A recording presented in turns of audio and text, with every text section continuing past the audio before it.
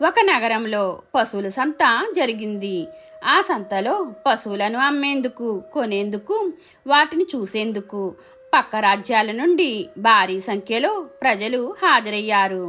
రాజుగారి దంపతులు కూడా ఆ సంతను చూసేందుకు హాజరయ్యారు. ప్రజలంతా రాజు రాణి కోసం వేచి చూస్తున్నారు. సంతలో ఒక చెట్టు కింద గుర్రం ప్రసవించింది.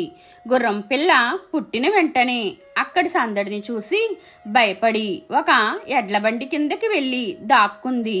గుర్రం పిల్లను వెతుక్కుంటూ దాని యజమాని ఆ బండి దగ్గరకు రాగానే ఎడ్లబండి వాడు అతన్ని ఆపి, గుర్రం పిల్లను ముట్టకు, అది నాది, అది దానంతట అదే నా దగ్గరికి వచ్చింది అని బెదిరించాడు.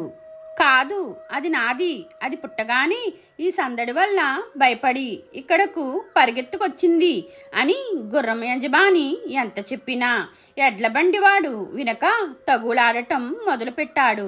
అంతలోనే రాజు తన పరివారంతో అక్కడకు వచ్చాడు. వారిద్దరి వివరణ విన్న రాజు గుర్రం పిల్ల తన తల్లిదండ్రులుగా ఎద్దులను ఎన్నుకొన్నందున ఆ గుర్రం పిల్ల ఎడ్లబండి వాడిదేనని తీర్పు ఇచ్చాడు. ఆ సమయంలో అక్కడే ఉన్న జాలరి రాజుగారి తీర్పు అన్యాయమని గ్రహించాడు.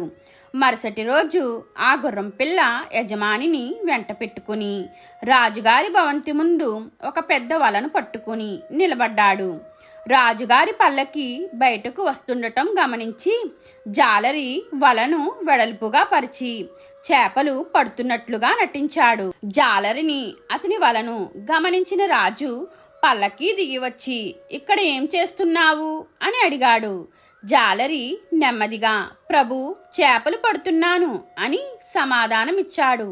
ఇక్కడ నీరు గాని చేపలు గాని ఏమీ లేవు కదా అని ప్రశ్నించగా జాలరి, ఎద్దులు ఒక గుర్రం పిల్లకు తల్లిదండ్రులైనప్పుడు ఇక్కడ చేపలు ఉండలేవా అని జవాబిచ్చాడు.